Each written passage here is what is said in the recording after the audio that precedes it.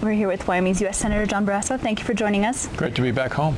And you just got back from Afghanistan yesterday, right? So it was not too jet lagged. It was a wonderful chance to spend time with Wyoming troops, and they make everybody in Wyoming very proud. And of course, I was at 4 different bases throughout Afghanistan, northern Afghanistan, southern, and Kandahar.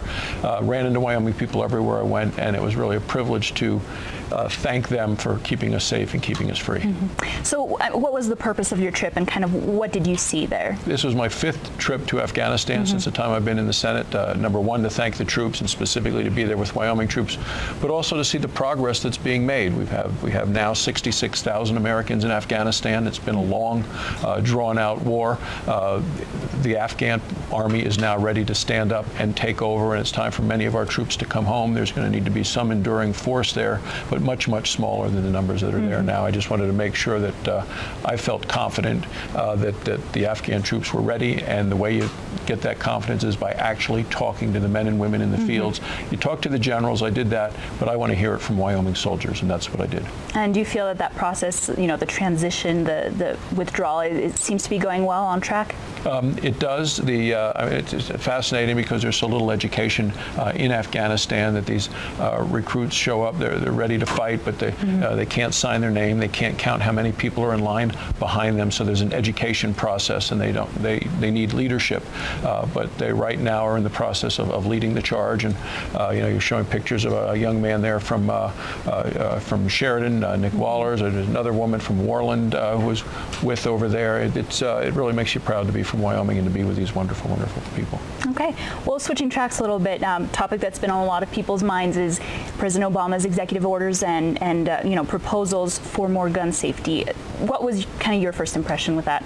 Well, the tragedy that happened in Connecticut, you would never want something like that to happen again.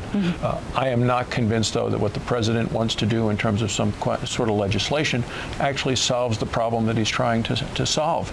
I'm a strong proponent of our Second Amendment rights.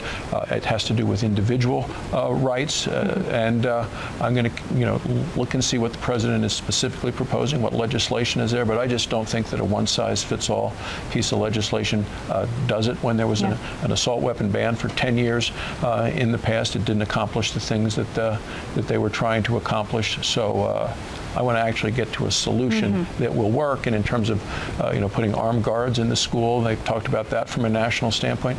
I think the best decisions about education are those made closest to home. We got to make those decisions here in Wyoming and at the local level, not Washington. Okay. One last question. As a physician, for you, do you feel that there are concerns about privacy in these executive orders or HIPAA violations and that sort of thing? Well, I think there were 23 different things that the president went through in his orders, and he's talking about actually using the health care law and trying to clarify it. I have lots of concerns with this health care law. I think it's unworkable, it's unaffordable, it continues to be very unpopular. I'd like to actually repeal the whole thing. All right. Well, thank you so much for joining us, and we appreciate it, Senator Barrasso. And Tori, we'll have your sports next. We'll be right back.